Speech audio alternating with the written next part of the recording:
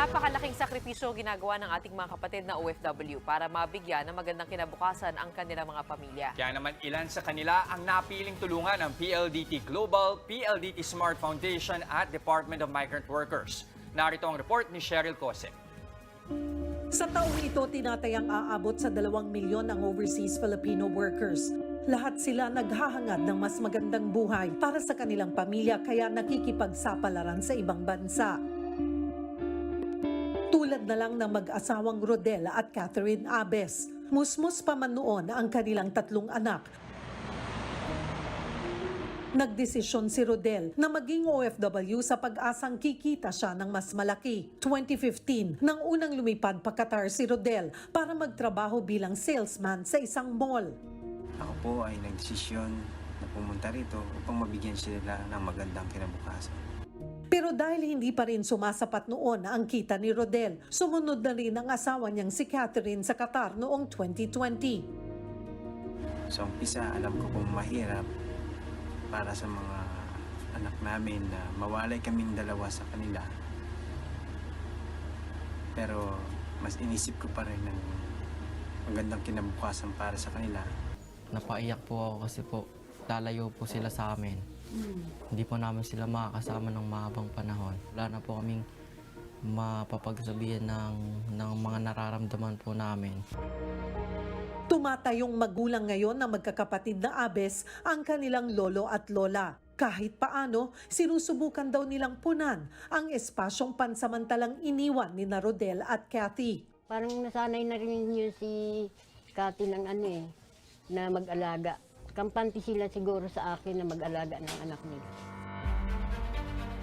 Pero tila sinusubok ang kanilang pamilya. Na-diagnose kasi sa sakit na leukemia si Rodel habang nasa Qatar. Dahil dyan, nahinto siya sa trabaho. Tinago po muna yan sa amin tapos bigla po sinabi sa amin ng Kailan sinabi sa inyo? Mga 2 months po ganun.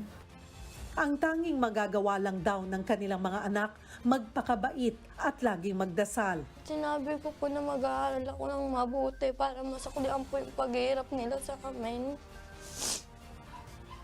Ano yung laging pinagpipray mo kay God? Na gumaling po si Papa sa sakit niya pong cancer. At magkasama-sama po kami.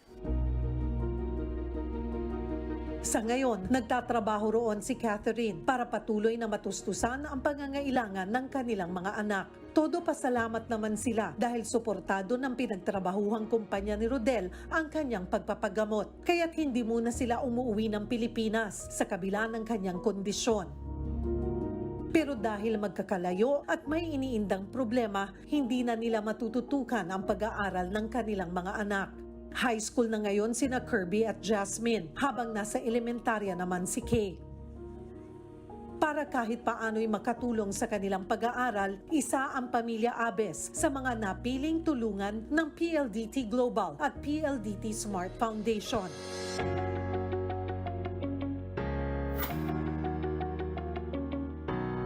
Narito tayo ngayon sa turnover ng grants sa ating mga OFWs kung saan makakatanggap sila ng tablets at Microsoft Training Certification mula sa PLDT Global at PLDT Smart Foundation. Gagamitin ng magkakapatid na Abes ang tablet sa kanilang pag-aaral. Masaya po dahil natulungan niyo po kami. Lalo na po yung papa po namin. Lagi po silang mag-iingat.